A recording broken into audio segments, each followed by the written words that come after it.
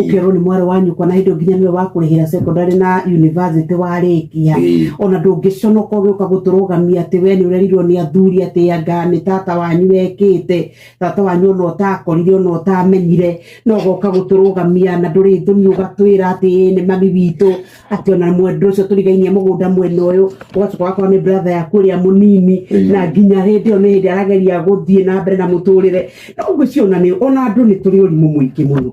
Eti majida jukiro atirere ati wajiko mami witu wajiko akwera gukua guturia gucokia gugera ati wajiko okire ati arona njata yaku akathie kumihuha. By the way hauna nyota wewe Ya nini? Wewe hauna nyota.